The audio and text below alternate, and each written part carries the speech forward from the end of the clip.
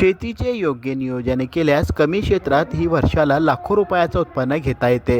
हे सिद्ध करून दाखवलंय सोलापूर जिल्ह्यातील बार्शी तालुक्यातील आघळ गावातील शेतकरी माणिकराव बाबूराव विधाते यांनी.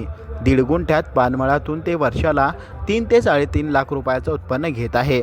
या पानमळ्याची लागवड कशी केली, 1.5 गुंठ्यात किती वाफे लावण्यात आलेले आहे, हेच आपण या व्हिडिओच्या माध्यमातून जाणून घेणार आहोत.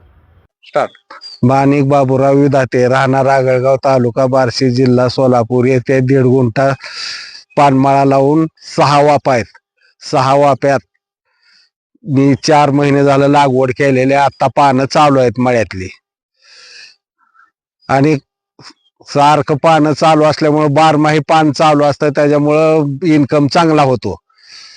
आणि दुसरं काय, त्याला खत पाणी, गाव खताच्या 2 गाड्या खत टाकायचं, येल बांधीत चालायचं, वरी पानं खोडायची, रोज बाजारात विकणे. हे जी लागवड 4 बायचा सारा तयार करायचा, त्यात 2-2 फुटावर येल लावायचं, गावखत त्याला टाकायचं, पाणी द्यायचं. ही श्रावण महिन्यात लागवड करावी लागते.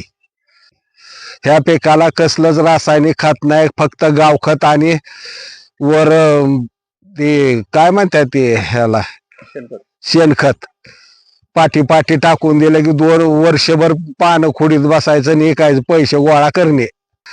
मी फक्त गावरान पानाची लागवड केलेली आहे. ह्याच्यात कळीचं पान आणि फाफड्याचं पाणी 2च नमुने येतात. ह्यात माझ्या जिल्ह्यात, सोलापूर जिल्ह्यात एकमेव पानमाळा आहे. ही दुर्मिळ होत चाललेली आहे आता सध्या.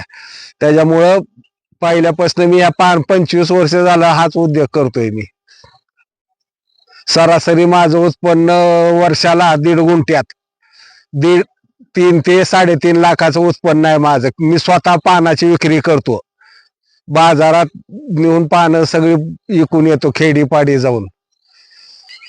ह्यात रोज पैसा चालू आहे. रोज 1000, 1,500 रोज कायम चालू असतात. मी महिन्याला 25-30 हजार रुपये कमवतो 1.5 गुंठ्यात.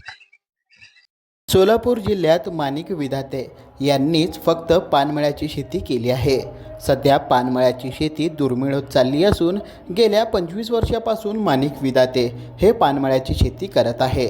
या पानमळ्याच्या शेतीतून सरासरी वर्षाला 1.5 गुंठ्यात शेतकरी विधाते हे 3 ते 3.5 लाख रुपयांचं उत्पन्न घेत आहे.